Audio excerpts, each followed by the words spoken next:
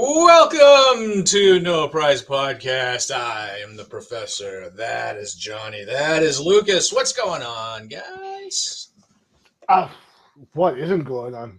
What isn't going on? There is something afoul in the web of life. You hear that? We're going to jump right in because a couple of days prior to our taping this podcast, we had the big spoiler come out for Amazing Spider-Man number 26 that is releasing this week. And I don't think it's what anybody expected. And we're going to kind of cover that. So, Johnny, can you break it down for us? Or would you? All right, okay. So the big scoop, Amazing Spider-Man, on the 50th anniversary of Gwen Stacy's death, Spider-Man will have a loss like no other. It will destroy the character. It will make us care about him so much. It'll make us care about all the fill-in issues and the extrapolated storyline we've had to put up with. That's right. It's Miss Marvel. Miss Marvel. What? What? Hold on. We're going to kill somebody. That means we're just going to chase Spider-Man forever. We're going to kill a Robin over in Batman. That's what this is akin to. It's like this is the character has just appeared in the book for the first time in ages, and now she's getting thrown to the wolves allegedly because we haven't seen review copies yet or preview copies. And this is supposed to be the big change. No, I'm sorry, Marvel. What have you done? Yeah, this is not akin to a Robin or even a Nightwing. This is more like the polka dot man to freaking Batman. I meant the impact to Spider-Man. Yeah. You might as well kill a Robin for all the impact it has on Spider-Man. Like a Mirrorverse freaking a Robin. Somebody that he barely knows, somebody that he just met on the street. Because that's barely who this is akin to. Because he's fought with her like side by side with her maybe like 4 or 5 times, right?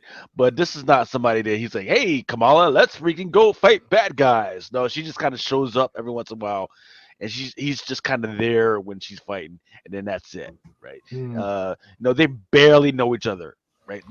She doesn't know that he's Peter Parker. He doesn't know that she's Kamala Khan. None of that stuff, right?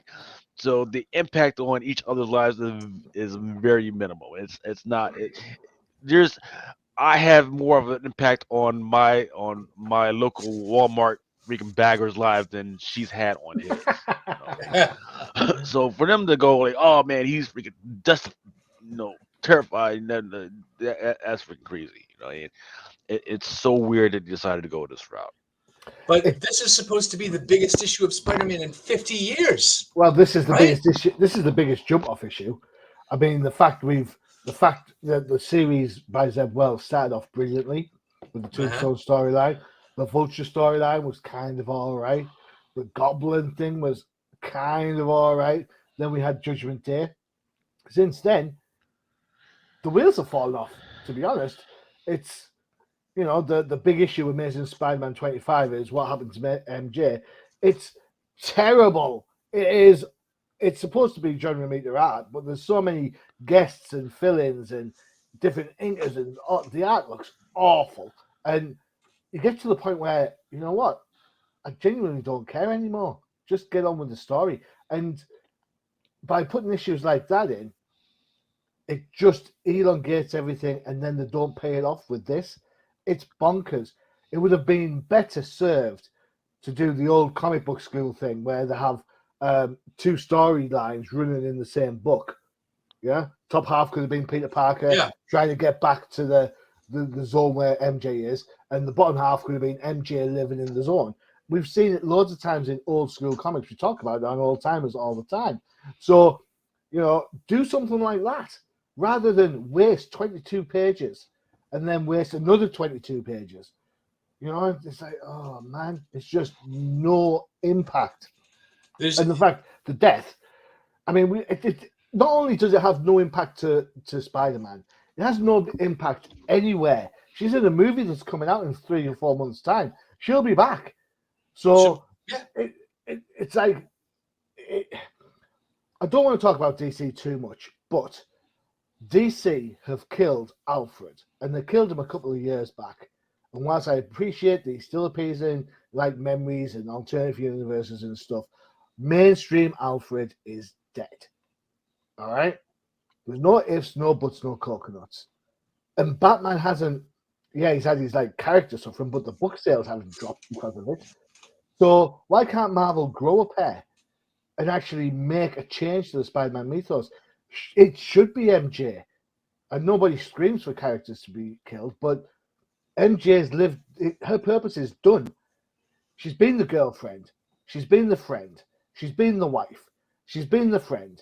She's been the girlfriend that you're about to move into. There's nowhere else for this couple to go. Nowhere, story-wise.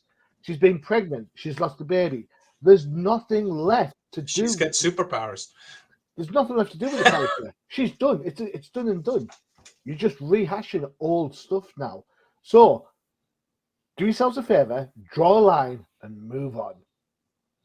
If it means having to move her out of the book and go and live in San Francisco, fine. That's a weak-ass way of doing it. But it should be her demise. It should be her death. It should be that character is affecting Peter Parker. And that would change the tone of the book. It would, but this is just...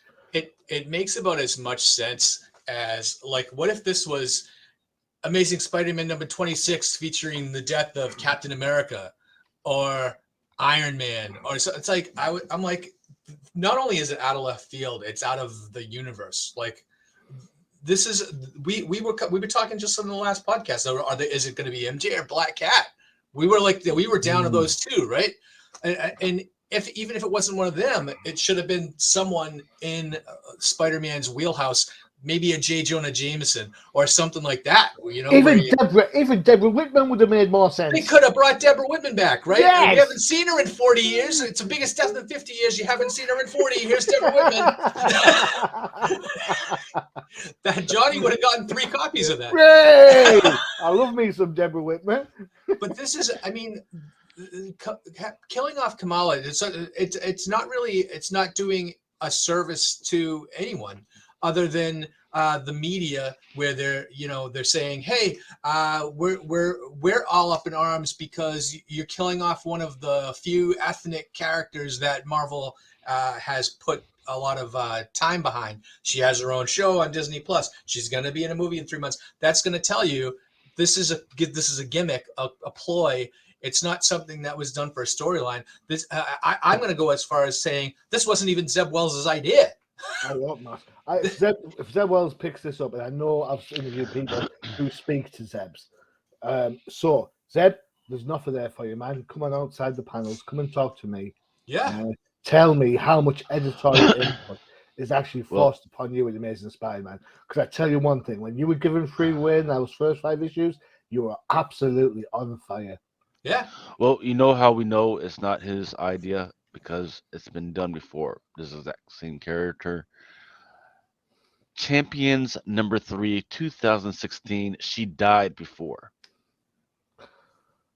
Well, and this artwork goes to show you it should be Miles on that cover, right? It shouldn't be Peter. Peter doesn't care about Kamala. Miles does. She's in fact, they this past year they built it up. They had them outside playing basketball, getting together, just hanging out and each other.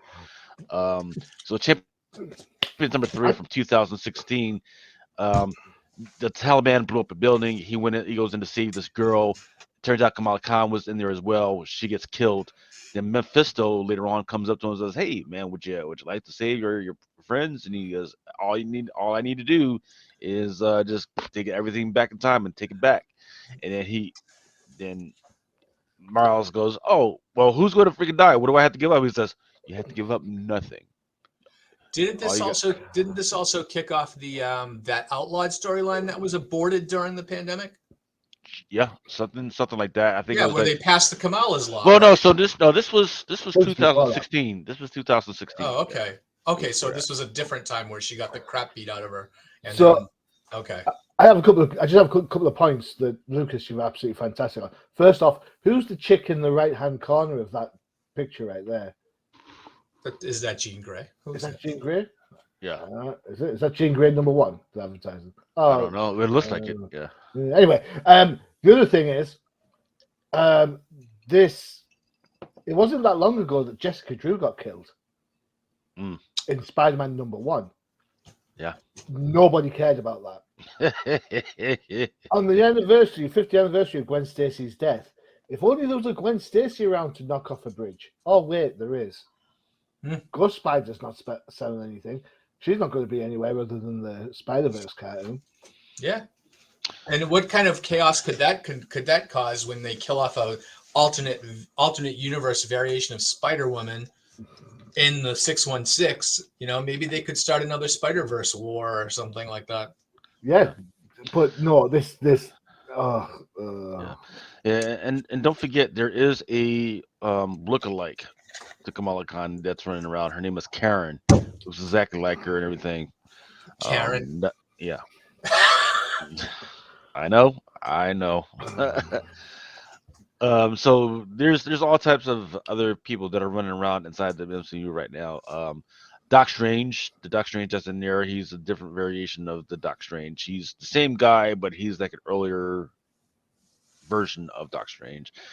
There's Black Panther. The Black Panther that we have now is not the same Black Panther. He's a different version of Black Panther. He was a woke version of the Black Panther. It's weird.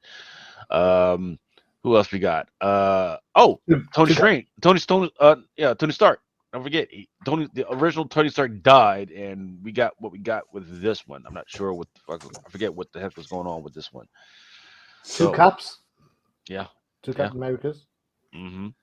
Although who's on first? Well, this is just a ploy. I mean, this is a calculated leak, right? I mean, no one really thinks that this is just someone that just happened to leak this out. This was calculated. Marvel was ready to go, right? But that leak came out, and then 2 hours later, the covers for this book came out, and Marvel owned it, right? They were like, okay, here's all this new stuff coming out. Now, here is this. And this is going to segue into our next topic of conversation. Is this timed to take the sting out of the price hikes? I was joking about the price hikes. There's price hikes? There is, right, Lucas? Yeah, so let me bring that up. Make sure I get it correct. Okay, so this is the stuff that happened within last week. You had the 2-year Treasury yield rose 4.27. Fed's year Logan says inflation isn't cooling enough, so they're actually going to have to raise rates. And U.S. stocks closed on Friday as the investors focus on the debt ceiling. So that means that the Fed is going to have to raise the rates again. So it's probably going to be like around 4 points or 4.79. So if you think about, if your average comic right now is about $4.99, that means it's going to raise up to about $5.35. They're not going to raise it up to $5.35. They're going to raise it up to like $5.50. All right. And it's because just across the board, stuff isn't freaking cool enough. The cost of everything from paper, the shipping, everything has risen. So when we started this, right, when we started this thing, median mail to ship was like around 285. Then around when we got back from the pandemic, it was like around 325, right? But then within the last 2 months, I'm now paying $3.65 for shipping on all of this stuff, right? So everything, all the costs all across the working board are raising. I even talked to one of the publishers just last night on Stranger Comics. He says, "Hey, when he first started doing his stuff, to ship a pallet of stuff, it would cost him $18 per pallet. Um, just this past week, he got coded to ship to New York Comic Con as well as Baltimore Comic Con as well. Yada yada yada. It's now costing $42 to ship stuff on pallets right now. So it's getting absolutely crazy right now how much it's freaking costing everything, right? And who's the big sufferer at the end of the day? It's us, the people who actually buy and freaking read comic books, who just want something to take to sit on the sofa and freaking read and open, or to sit on the freaking toilet peep, or still take a toilet and freaking sit and bide our freaking time That's while we where do our freaking my business. free comic books sit in the bathroom. Not So saying anything about the quality of the books. I just want to say that out there before I this get sued. so my point was really what I heard yesterday. I was actually in a actual comic book store yesterday. I don't usually walk into those, but I was in one yesterday, and the owner of that comic store was telling me how all the $2.99 books were going up to $3.99, and all the $4.99 books were going up to $5.99. Like everything was raising $1. So is that not something that has come out? I haven't seen this written anywhere, but Yeah, from he was telling me like it was a done deal. yeah. So I'll get to that in a quick second. So what I do know is that the current books that are $3.99 right now, the paper quality of the covers are actually absolute poop. Okay. Um, the, I, when if I sell 10 of those before comic book day, I've actually got to buy 20 because once they get in, absolute 10 of those will be absolute freaking trash. Okay. Um, and it's a shame because people, the way speculators and everything are now, they want everything absolutely freaking perfect coming out the freaking gate, right? So for comic book shops, you want 10, you got to freaking buy 20, and it's even worse. It's worse right now because as a comic book shop, um, for coming for Marvel stuff, you can't return the stuff, right? They don't. It's hard to get. They don't return stuff. They don't give you extras right quickly. Oh, and they'll give you credit, but guess what that means? That means your money is still tied up into those freaking comics, right? So it's tough.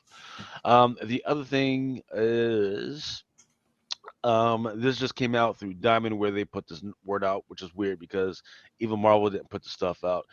And this is two retailers that say, hey, please beware that Marvel's new foil variant cover program will bear different shorter discounts than normal. Due to the significant higher manufacturing costs for foil covers, please be sure to view and make note of the below pricing discount updates. So $3.99 and $4.99 foil variant covers will be sold at SRP without any discount. So this is for the retailer. So if it has a cover price of $3.99 or excuse me or $4.99, that's what the retailers had to pay, right? So you're not making any money off of it. Absolutely not. So why order it? The $5.99 and greater SOP will be sold with a discount of 16%. So that means that there is greater incentive for the retailer to buy the $5.99 book, because they'll at least get some profit. But the problem is that when you put it on the shelf, um, you're gonna have to raise the price in order to make any type of money off of it. Uh, so that means you're actually gonna have to take it and then put it in a freaking bag and then freaking tag it as what the price you want it to be. 3 foil variant covers books are below with more announced to be in the future. So right now, the Incredible Hulk 181, the facsimile foil variant, the Moon Knight City of the Dead one Pepe Larraz foil, and the Star Wars Dark Droids Giuseppe Chemicoli foil variant. Um, that's crazy because there's actually a variant for that one that's a 1-to-100. I So that just means that I don't understand, Lucas. yeah, If you're ordering these books at $3.99 or $4.99 and you have to sell them at the same price, why are any retailers going to order them at all? Because you can't Loss make a nickel leaders, off of them. loss leaders. So if you're gonna buy a book that costs, I'm gonna keep it simple, for $3.99, you go sell for $3.99. Chances are, someone who's in that store has the opportunity to buy something else. That's why you're making money. Like supermarkets do this all the time, where they offer buy one get one free on, or buy two and get the third free on stuff that they don't make any profit on. But you know full well that they're going to, for example, burgers. But you know full well that you're going to buy the bread buns, you know, the brioche buns to go with it, the lettuce, the bacon, the cheese, and that's where they make the markup. So it's a similar principle, I'm assuming, that if you're going to put out a foil cover at cost price, and you have to sell it at cost price, that's going to drive people into the store to pick up the book in the first place, and hopefully pick up some of your other inventory. Otherwise, why go into the store? Yeah, this is why I'm not in business. So Yeah. Doesn't work if you're online so much, I don't think. But, right. So here's where it gets really dicey, right? That news just came out this week. That Incredible Hulk 181 facsimile 4 variant has been on sale for a while, right? So those retailers have been putting it out for a while, selling it at a really discounted price. What I have here is Interpeak. How many people have already sold it on the secondary market, right? I don't know if these are retailers. I don't know who these guys are, but they've been selling it at $2.80, right? According to this, it's going to cost them at the minimum $3.99 for the retailer, which means they're going to take on $1 and whatever freaking loss right out the freaking gate on that one. So that's kind of crazy right now. I can't believe it. I'm gonna have to go into my own store stuff to make sure that it's priced correctly. It's just crazy right now, and I can't believe they're freaking doing that. But I guess if all the world is always that's in the case, you know. All right. Well, I bet you didn't think you'd be getting some math class when you're going to hear some economics. This is a no prize podcast, and we're going to take a quick break, and then we're going to start talking some comics that came out this week. But until then, why don't you check out our sister show, The Definitive Crusade.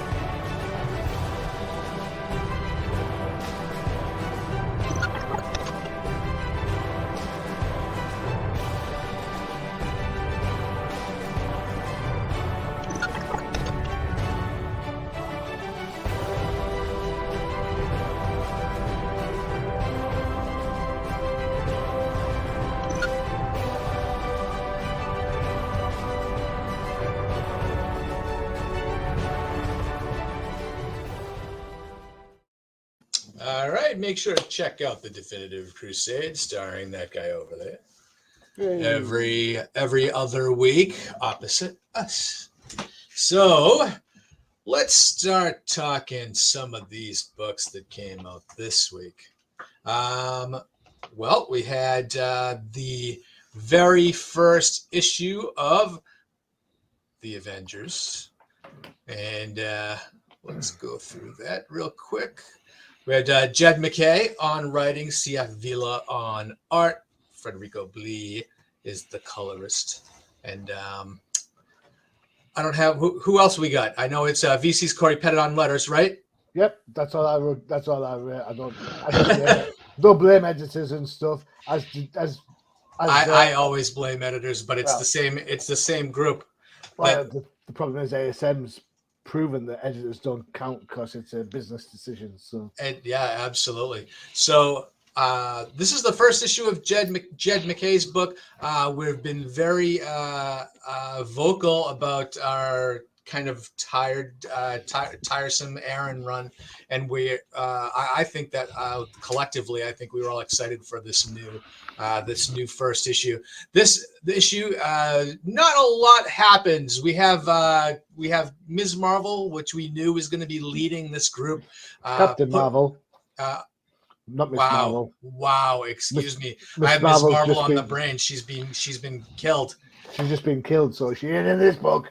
This is Carol, Captain Marvel, is leading this group of Avengers, and this issue is basically her putting her band together, pretty much, and the reasoning behind why she is selecting each individual Avenger to join her in her fight for justice. So interspersed between these character moments is the team's first fight against Terminus, who they really don't explain why he's around and what he's doing.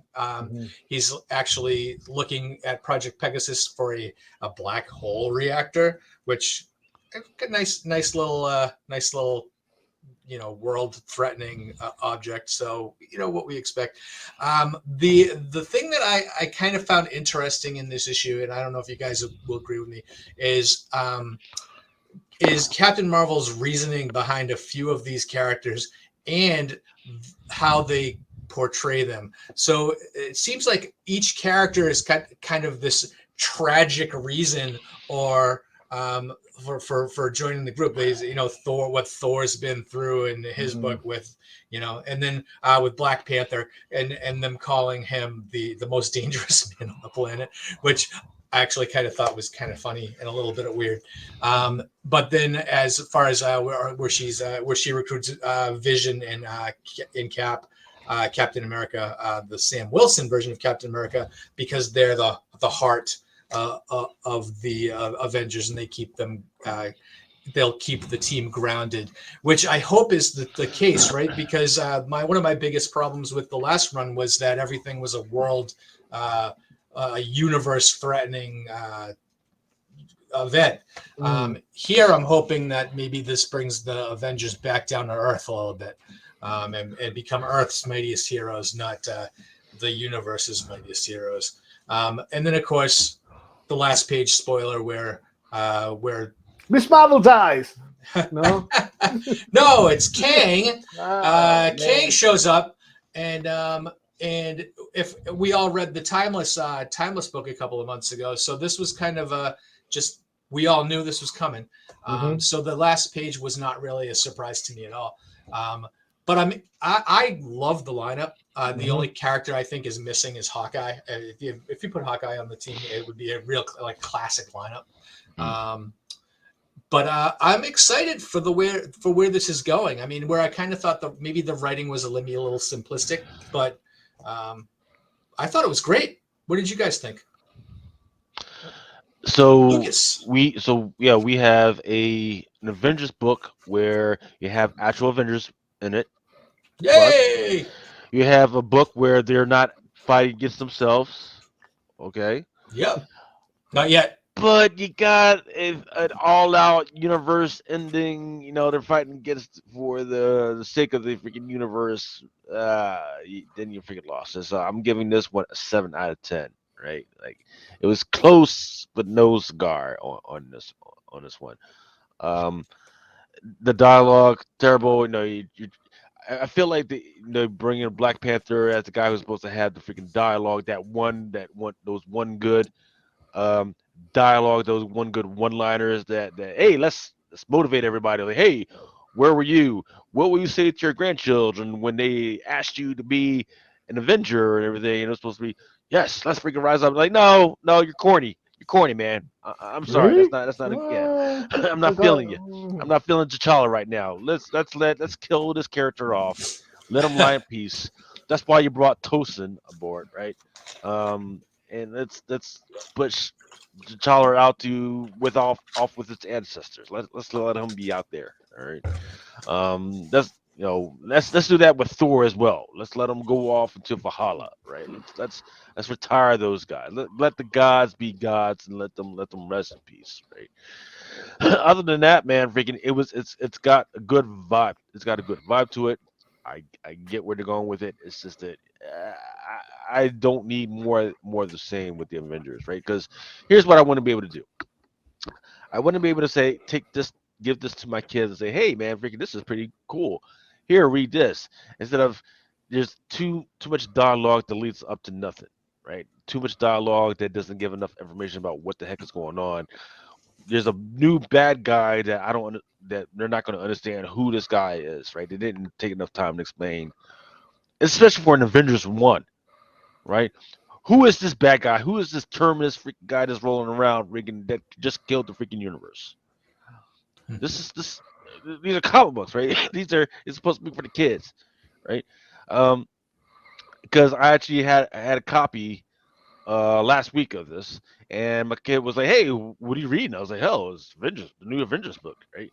And he goes, "Oh, can I read it?" And I was like, "Yeah, man." And he picks it up, he rolls through it for like 50 seconds, like, "Ugh," closes it, freaking puts it right, and freaking and he never picked it up again because it was just too long, too complicated, and what have you. So, but that's where I'm at. 7 out of 10, but come on, let's make it simpler, especially for the first book, first issue. Johnny. I absolutely totally disagree with practically everything Lucas said. So you want the Avengers to fight each other? No, well, You, all right, all right, all right. you don't want 80%, you don't want the 90%, Avengers. 90% of what you You said. don't want Avengers in I the said, Avengers book. man, right. I agree. Avengers should be in Avengers books. No, I don't want to see them fight themselves. After that, you lost me completely. I absolutely felt the whole. What would you say to your grandkids when you were asked to be an Avenger? To a scientist who's scared out of his brain, I'd be like, yeah, step up, man. I totally bought into that line, 100%. I bought into the cap, who's on first joke, bought into that. The problem for me, as you all know, is I'm a huge Jed McKay fan. I absolutely love the guy. His writing, I think, is sparkles. Here it shows a great level of continuity awareness with all the things the characters have gone through, not just kind of throw them all together without any sort of preconception of what's happened previously, which I really appreciate.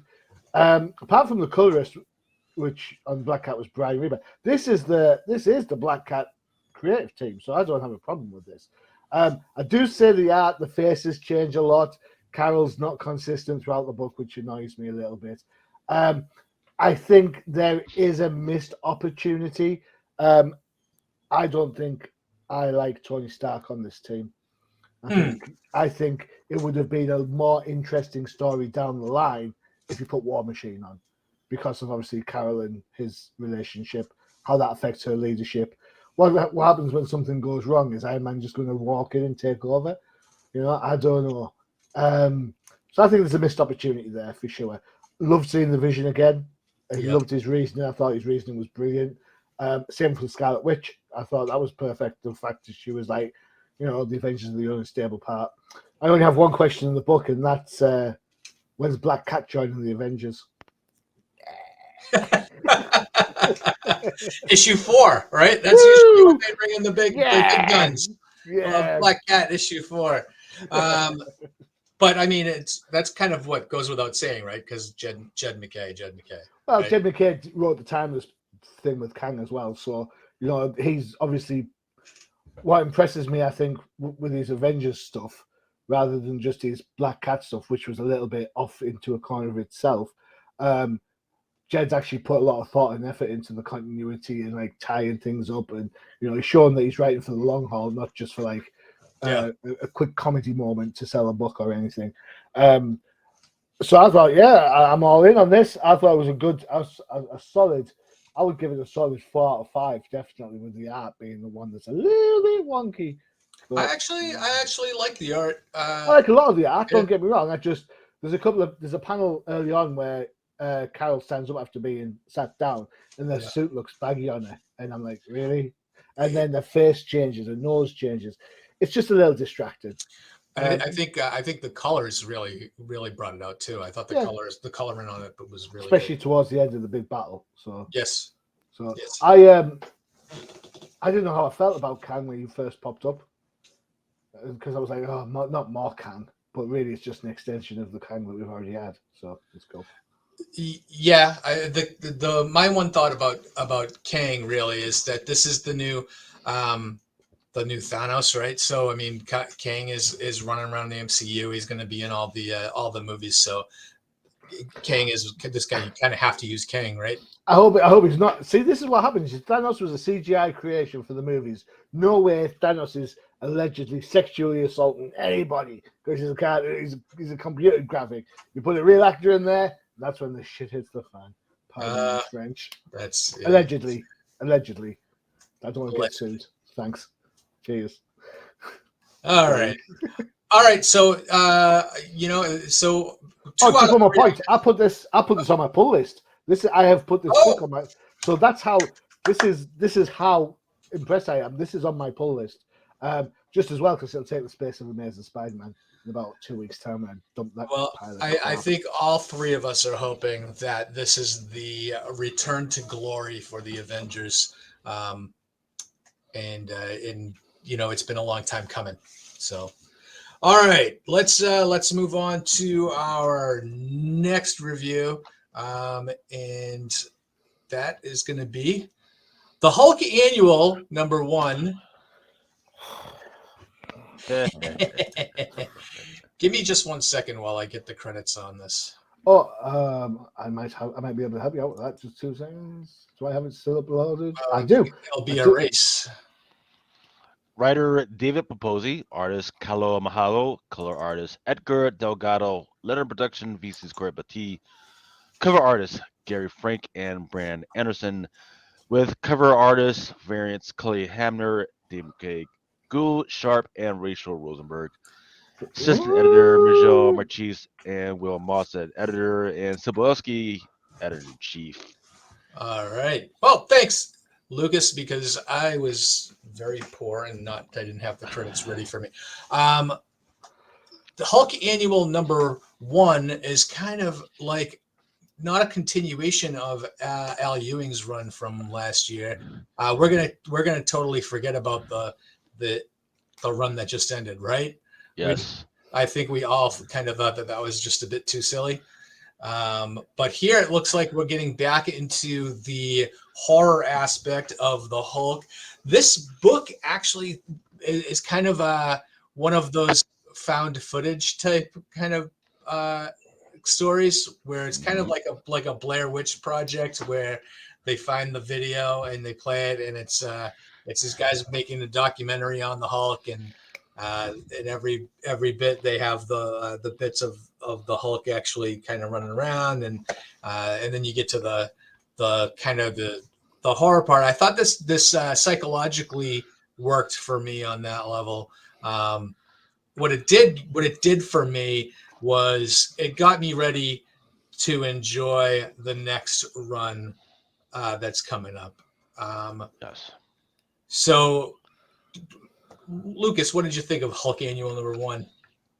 Right. So we just came off of Oh the wait, did Johnny want to go No, first? no, no, no. It's fine. I'll wait. It's fine. I went last time. It's fine. I'll just yeah, I wait mean, again. so yeah, so we just came off of the I forgot who went first last time. yeah, we just came off of the Donny we just came off of the Donny Cates run where he was the Hulk was now a starship, cruise ship, motorboat. I don't know what the heck you want to freaking call it, right? Whatever it was, it wasn't working. USS And Banner. yeah, the USS Banner, I don't, the weird Power Ranger freaking weird thing. I don't. It was all types of weird, and nobody was feeling it at all, right? Because look, I understand where he was coming from, right? Because your anger, right, is your thing, right? And but at the it doesn't matter what's coming at you from the outside, you are supposed to be the control of what your actions are. So that was supposed to be the whole robot, whatever, is supposed to be a metaphor. Nobody was feeling it, right? Nobody cared. Like, okay, no, it might have worked if he had just had him in a normal world, and then hey, he's trying to maneuver this big robot ship, this robot thing around in the regular world before he eventually blows up and messes things up. That might have made sense, but no, yeah, nobody was feeling it. So now they're like, hey, you know what did work?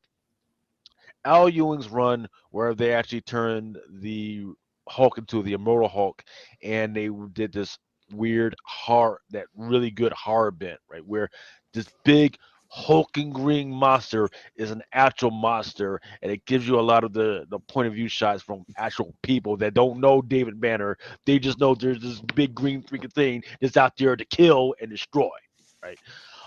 So we're asked where we're going back, and they're going to start right here back in Hulk Annual #1.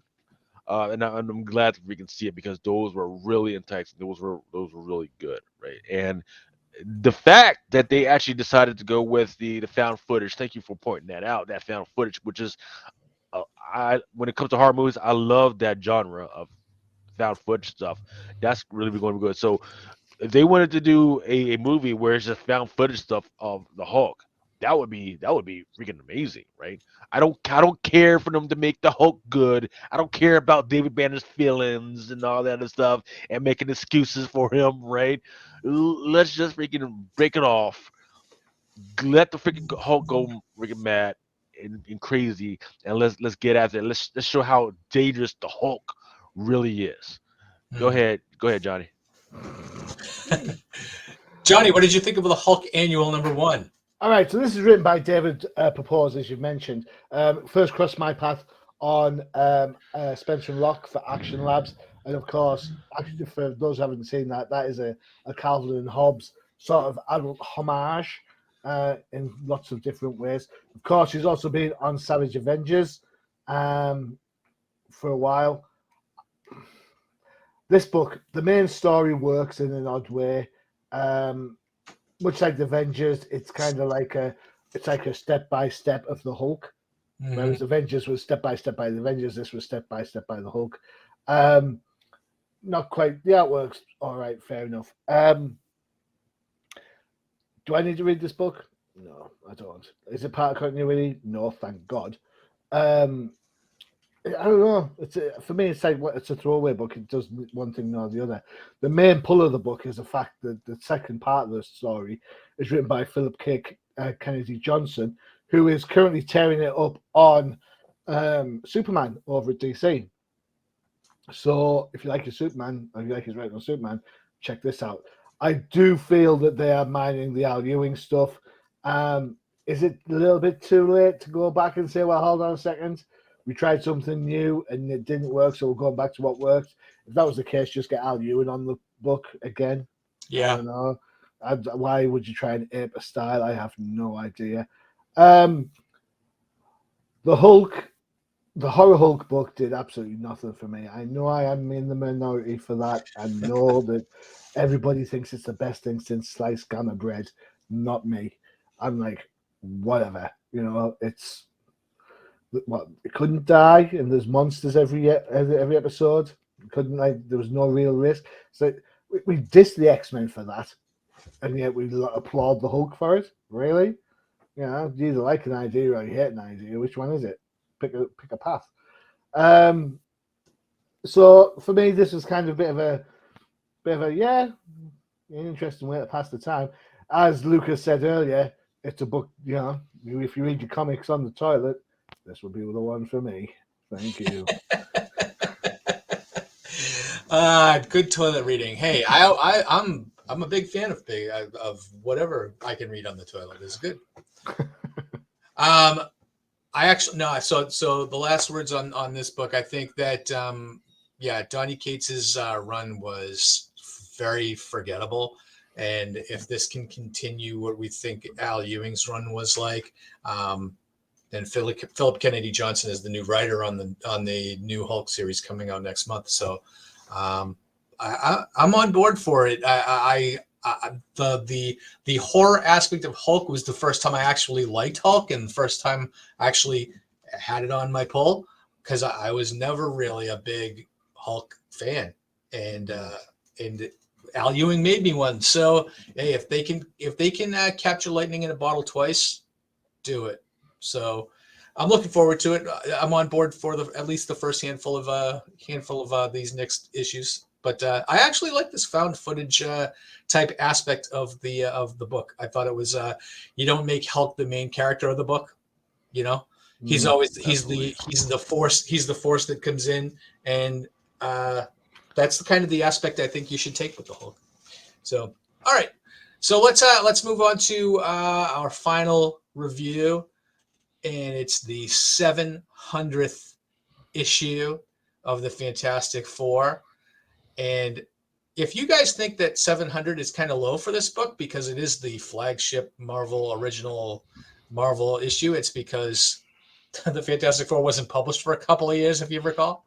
Yeah. What number is Spider-Man now? It's in the 900s. Right. So Fantastic Four wasn't published for a couple of years. Yeah.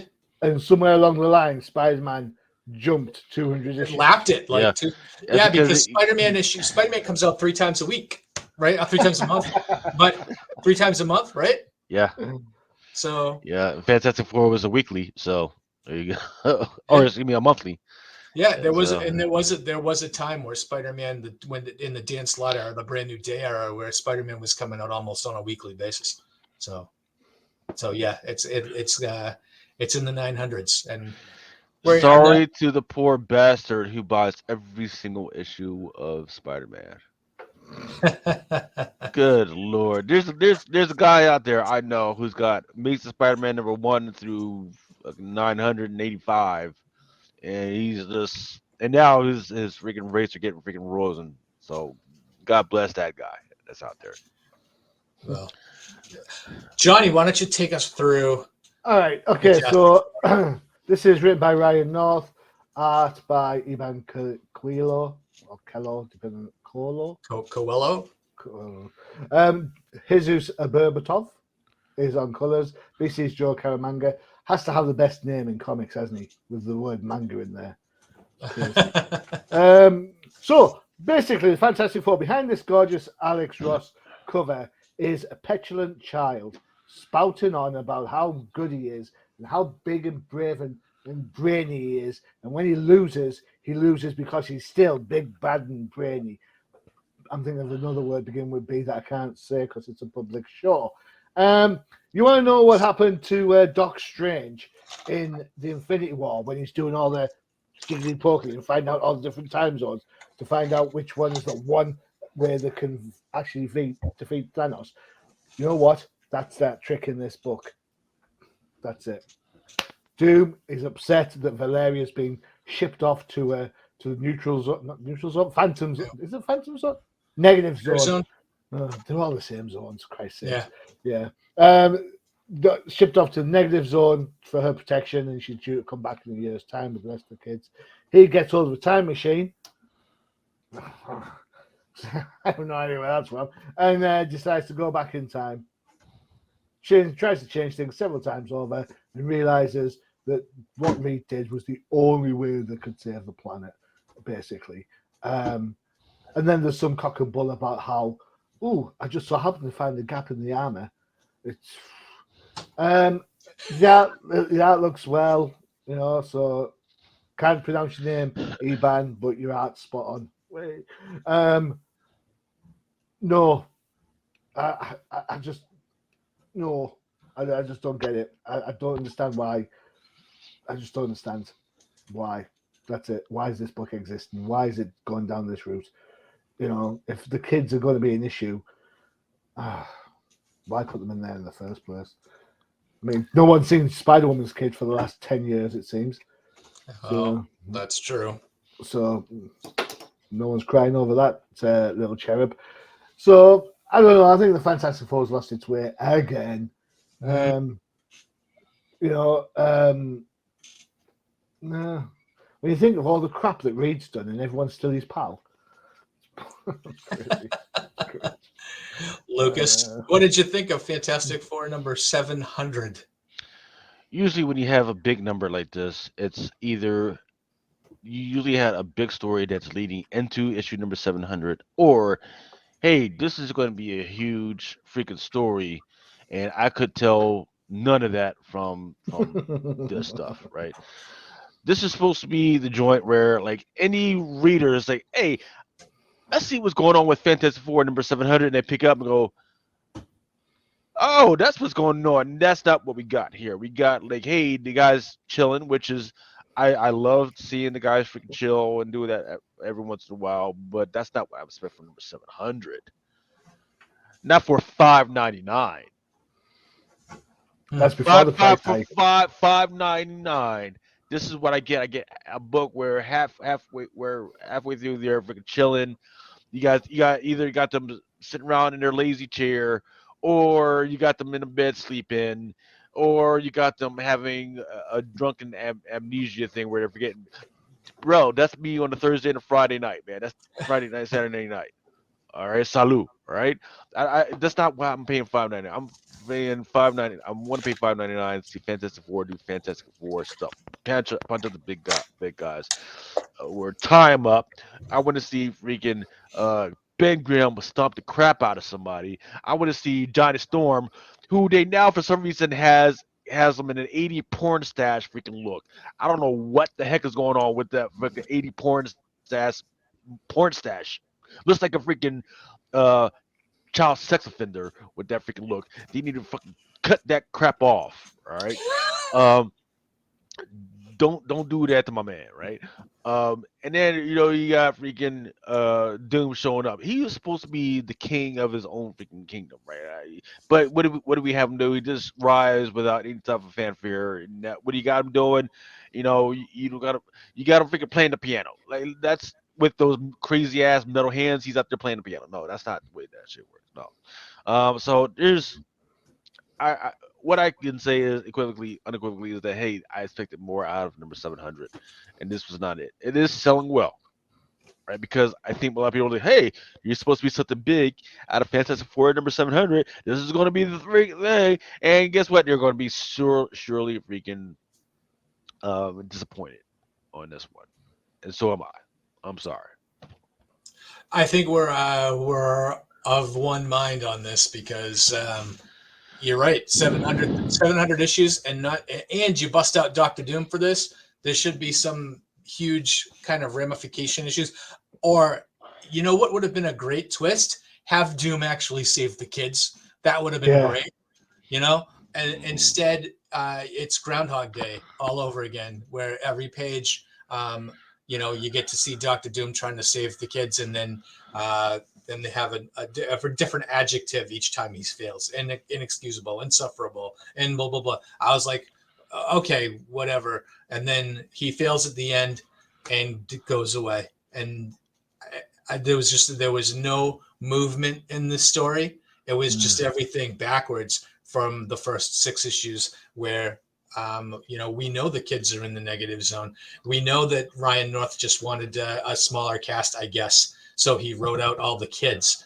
He wrote that's the thing that made the Fantastic Four was family, and you're gonna cut off half the family. And to me, it's forgettable. It's really anticlimactic.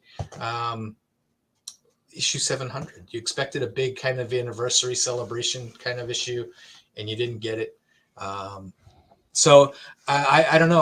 After Dan Slott's run, I knew that it was going to be tough to follow up because I enjoyed that run. But Ryan North really, I mean, if he's still trying to get going here, 7 issues in, I'm still wondering what his end game is, or even what the story is. I really don't know. So if you're going to do the Fantastic Four as fugitives, which is kind of what they're aiming at, then at least there should be There should be some characters. Everyone turned up to try and kick Spider-Man's ass a couple of issues ago. Well, and that's I guess that applies into like if the Fantastic Four are fugitives, then why are they all anti-Spider-Man? That's the Yeah. it's a thing. And then why aren't the Avengers, whichever version? Why aren't people trying to chase these down? It's it's crazy. All right. Well, I guess they could be worse. The art was okay still, and the Alex Ross covers are really worth the $5.99 to me.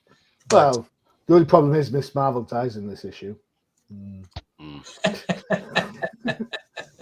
that should have been the anniversary issue, right? Yeah, Reed going ballistic because people are cleverer than he is, and he goes and kills Miss Marvel. All right. So let's we'll jump into our 2-minute warning. Lucas, do you have some nice looking covers for us?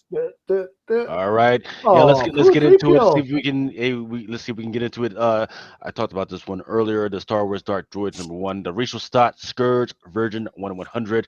Just be aware that the normal price for this cover price for this is $5.99. There will not be any discounts for the retailers on this one. So a $5.99 freaking cover price for a 1/100 is what? $599 freaking dollars. Shut up. Yes, sir. I thought Uh, 1/100 meant you sold it for $100.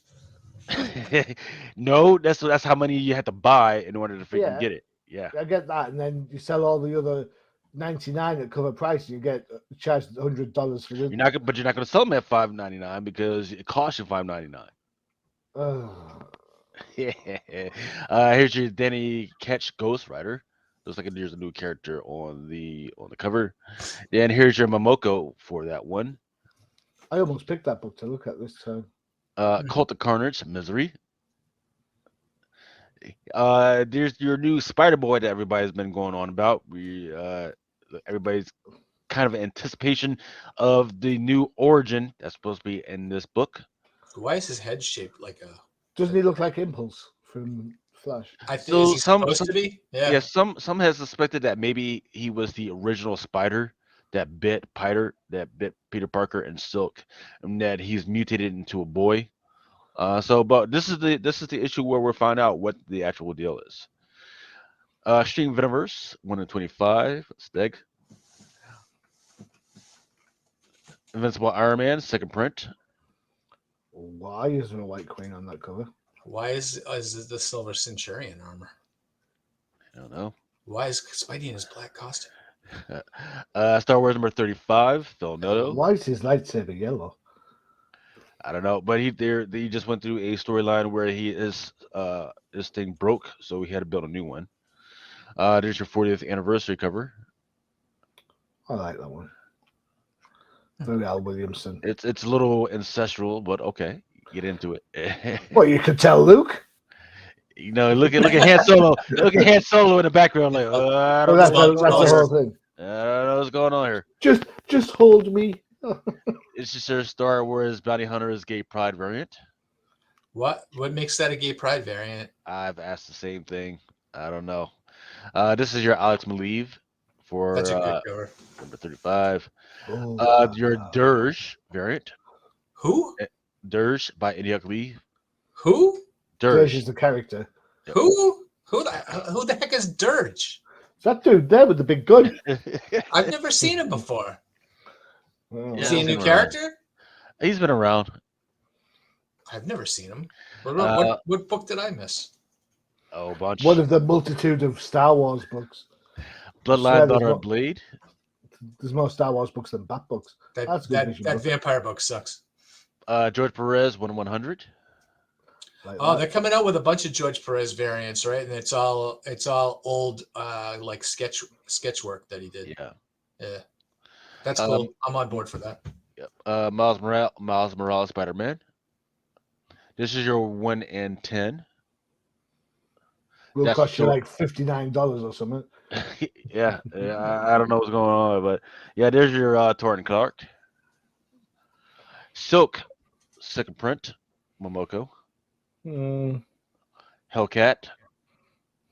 Is Marvel buying absolutely everything Momoko's doing? Because that seems like every week we have some variants. Yes. Because there've been other publishers that have tried to compete, but you probably can't afford her at this point. Here's your Enoch Lee for Cult of Carnage Misery. How's Eve? I'm actually liking that book. I'm embarrassed to say. I actually like her design. I like the design of her costume. Predator #3. There's the Billy variant of the Edge of Spider-Verse. Who? Billy. Dirge, man, it's Dirge. It's Billy. Oh, that's Miles' sister? Uh-huh. Okay, got it.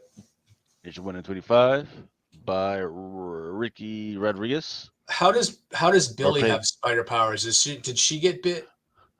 No, she doesn't necessarily have spider powers is that they're in an apocalyptic different joint, and she's got all types of accoutrements that helps her fight against Salim, Miles Morales' bad alter ego. Oh, that's Miles spelled backwards for those people that don't know. Incredible Hulk. I quit. Find somebody else. Yeah, Incredible Hulk #1, Dave Marquez. There's a Perez. There's a Stormbreaker variant, That's a and there's horrible cover. I don't know. I kind of like it. I like this one. Big Green Lantern to me, but never mind. All right, there's a Scott Young. There's a George Perez. All right, here's the stuff that's coming out this week. Extreme Venomverse introduces the creepiest venom ever from the year 1826. These are sold out. Furry. Furry? I think it's Fury. Furry. Yeah. Furry. Imagine It's some the dude Finnish in a one? cat costume with a patch on his eye. At the publisher or at the distributor level, these are sold out. Really? Also sold out at the distributor level are Hall's Eve, the Margaret Savage, and Isway. Also sold out Hellcat. Why are these all sold out? Don't know. I guess people got their IRS checks back. People decided to spend a little bit of money. Invincible Iron Man. These facsimiles are always gone quickly. Really? Yep, What? I don't know why people would buy facsimile. I don't know. I don't know because I've got a couple. Because the original book's too expensive to buy. That's why. Just buy an Omni. Sold out is New Mutants Lethal Legion #3. All these books that are sold out, retailers, Marvel only made 10 of each. Right. So if you didn't order by FOC and you like, hey, the customer comes in like, hey, could you order this for me? The answer will be no. Sorry, we've only made 10. Sorry. Yep. Spider-Man 2099. There's 3 different covers sold out. 2099. Oh yeah, 2099. That's the price. Darth Vader Black, White, and Red #3. I believe this one is sold out. Not sold out, however, is Storm. There's the Torrin Clark, and there's also a 1/100. Oh, and let's just close out with that. That was your 2-minute warning. All right, thank you, Lucas. All right, that's going to do it for this episode of No Prize Podcast. Be with us in a couple of weeks where we'll be roaring into June, and it'll be the episode before summer hits, and we're all good. And of course, by that point, we'll have actually seen Amazing Spider-Man 26 and realised, like Bobby Ewan, it's all been a bad dream. Let's hope. Yep. One more. Sorry about this, gents. One more. Warlock Rebirth #2. First cover appearance of Eve. So I says that's Warlock's a girl. Yeah, that's Eve. Does he take out a rib? No, she just kind of shows up and she's like, "Hey, I'm here to do what you couldn't do and get done." And, is that formerly her or Kismet? I don't know. I guess we'll find out in the second issue, I guess. Well, I guarantee you, or the third issue, or second issue. I guarantee I want to find out.